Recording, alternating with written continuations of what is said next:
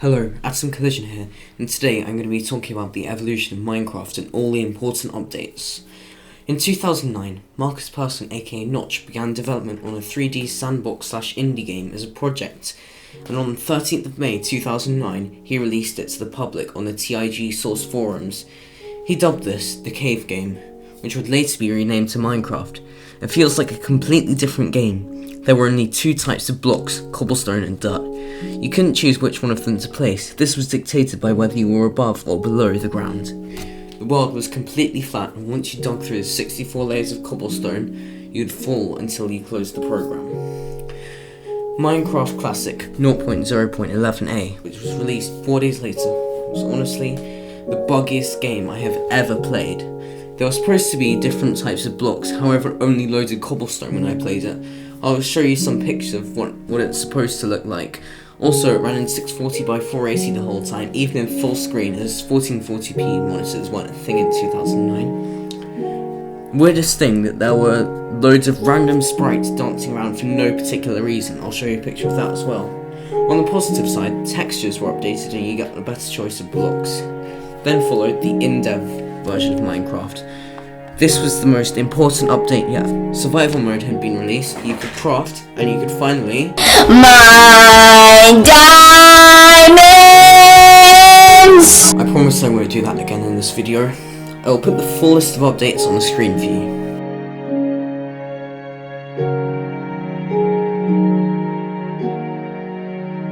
For the InfDev version, which stands for Infinite Development, Notch decided to redo the code so that terrain could be infinite and procedurally generated rather than finite. This principle of how maps are generated is similar to how current Minecraft worlds are. Ever since InfDev, the maps generated would be, theoretically, 8 times the size of the Earth. I did the maths, and this means that a single Minecraft world would have a volume of approximately 8.64 trillion kilometers cubed, if you assume that it's an oblate spheroid like the Earth. If InfDev also introduced the first appearance of the Farlands. Here is the full list of features.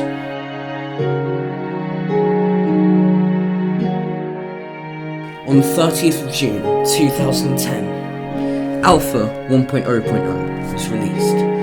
This was the 4th phase of its development cycle. When I played Alpha 1.0.4, the basic principles of the game were much closer to modern Minecraft than the previous versions. The alpha version was updated very frequently because Notch and Jeb worked on it full time, consequently users had to pay to buy this version. Fortunately, the price of $13 hasn't risen much since then, when you consider all the updates it's received.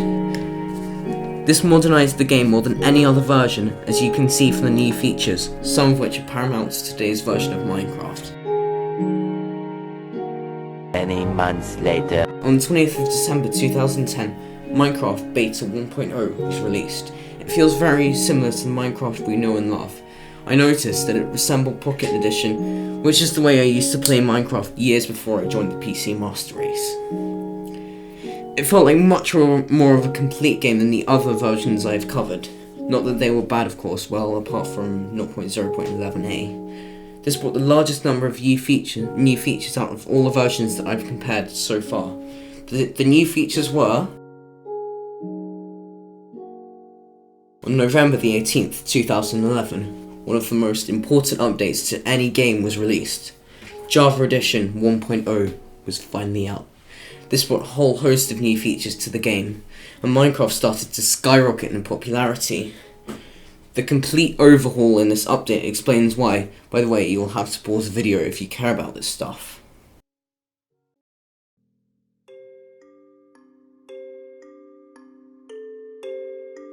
Now you see why this was so important. Since then, there have been nearly 60 iterations of Minecraft, and it's impossible to show you all of them in a time frame for this video. Therefore, the next important version I'm going to show you is version 1.3.1, which released on August the 1st, 2012. It added trading, adventure mode, jungle temples, and desert temples, and new blocks and items containing emeralds, book and quills, written books, tripwire, and ender chests. It also improved enchanting and increased the difficulty of creepers. To see all of the new features in this update, you will have to slow the video down and pause it multiple times because I have to whiz through all of them.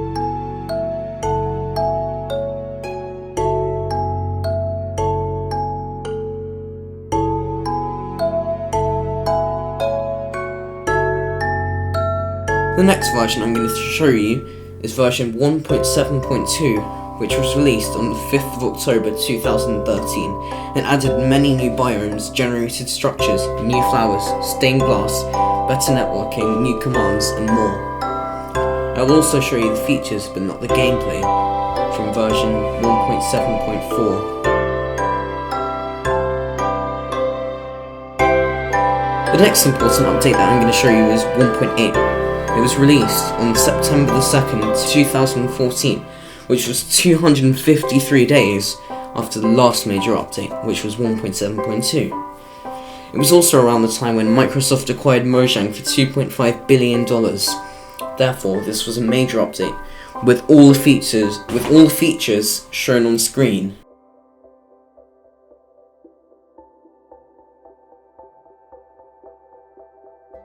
Many people still use version 1.8.9 to play on servers, as 1.9 brought major changes to combat which were somewhat unwanted by some people.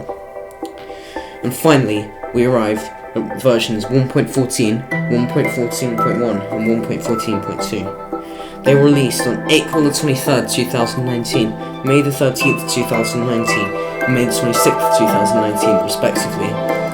This update is called Village and Pillage due to the new Pillager outpost. These are the features that make up the most modern version of the game. Well then guys, that was 10 years of Minecraft in as much detail as I had the time to produce. This has been a long journey of many updates, incremental and revolutionary by nature. I hope you enjoyed this rather different video. I would really appreciate it if you can drop a like on this video, subscribe for more of my content, and leave a comment to suggest what my next video should be about. This video was much harder to make than my normal videos, therefore it was very time consuming.